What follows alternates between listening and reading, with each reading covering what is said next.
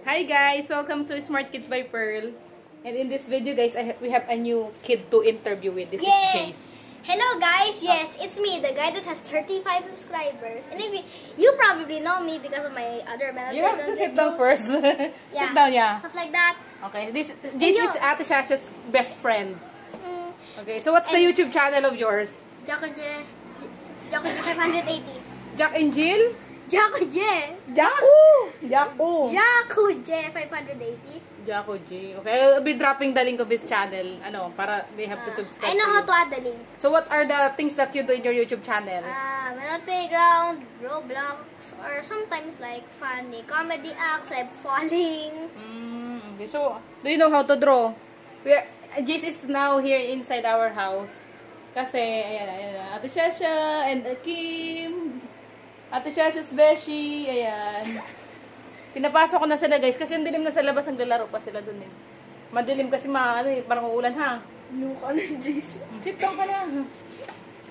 What's your favorite subject, Jace? English, of course. English. Why do you choose English as your favorite subject? Because it's the first ever language I've ever learned. You have learned. Who taught you how to speak English first? Myself? Myself? Si Papa mo marunong mag-English? Yeah. Marunong. Is call center agent si Papa mo? You have heard your dad from time to time speaking in English, right? Yeah, sometimes. Mama mo? Filipino. Filipino? Oh, talaga?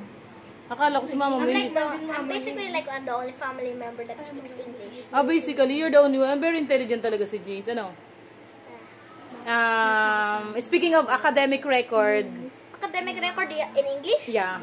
Oh, recently, I've won first place in poem recitation in English. Yeah, very good. You join in the competition, right? Yeah, and also in the other competition where it's like I battled other schools. And I was lucky that I was in English, so third place.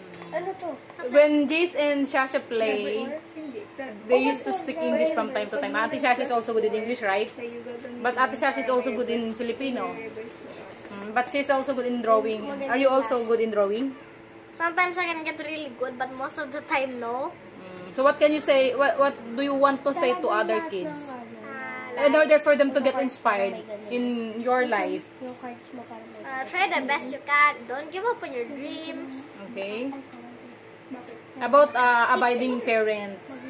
About obeying parents. Si Jesus is very obedient to sa mother, no? When her mom said you don't need you should not go outside the house, 'di ba? Nandun lang siya sa loob ng bahay. 'Di ba? Pinagpaalam pa to ni Shasha para pumunta dito. Nag-pray before kami pumunta, magpo-pray muna. Yeah. Were you prayed? Why? Nagsabi namin. Because most of my times Hindi, sabi niya daw, I am a good luck God. Ano? You prayed because you want Jace to be allowed by her mom to come here. Kasi if ever, just in case you do that pray, her mom would not allow you to take her Jace. Okay. So Ate Shasha is also a very faithful kid and also believing. I faithful. I only pray for you pray to whom? You pray to God so that your wishes will be granted, right?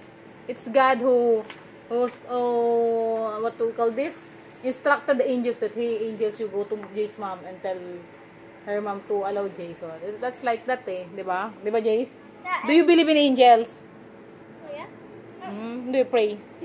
Yes. Every time before I go to bed. You pray. You don't pray when you eat lunch, don't you? Okay, so thank you so much, Jace, for this short interview. Wait, Bye. I know how to edit videos. Why does your mom doesn't let you pray when you eat? I don't know.